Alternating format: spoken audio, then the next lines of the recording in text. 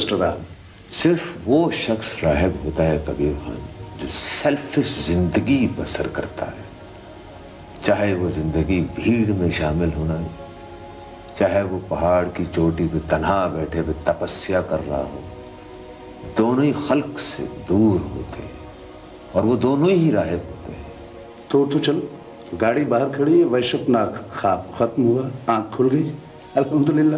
وہاں جو زندگی میری منتظر ہے وہ خلق سے ملنے جلنے نہیں دیتی، اور پوسٹ مین محمد حسین صاحب فرمایا کرتے ہیں کہ جب تک خلوت جلوت ایک نہ ہو رہبانیت کا چکر ٹوٹ نہیں سکتا۔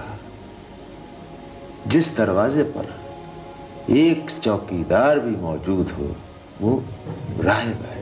یہ والے پاسبل ارشاد مان لیا؟ دیکھو، میں آتا رہوں گا، جاتا رہوں گا، ضرور منا کے چھوڑوں گا۔ اوکے۔ اچھا بھائی، تبھی تم نے ابھی یہ جو ٹرم استعمال کی تھی خلوت اور جلوت والی، یہ کیا بلایا ہوئی؟ خلوت جانتے ہو کیا ہوتی ہے؟ ہاں، تنہائی سب سے الگ کی۔ اور جلوت ہوتی ہے کہ جب محفل میں آدمی جلوہ گر ہوتا ہے، گروہ میں، بھیڑ میں۔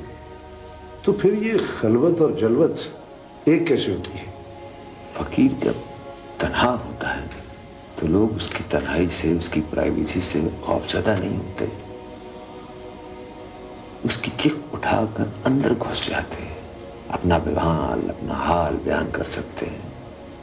اور جب وہ بھیڑ میں ہوتا ہے تو سب میں ملا جلا نظر آتا ہے، تب وہ اندر اوپر والے کے دھیان میں ہوتا ہے، اور جسمانی طور پہ سب کے ساتھ، ہر جگہ، ہر خلوت، ہر جلوت میں فقیر کا ایک ہی حال ہوتا ہے، اور وہ اوپر والے کی رضا کو تلاش کر رہا ہوتا ہے، اور ساتھ ساتھ سب کے سفر کر رہا ہوتا ہے۔ فقیر کا ایک ہی روپ ہوتا ہے، اس کے کوئی دو روپ نہیں ہوتے۔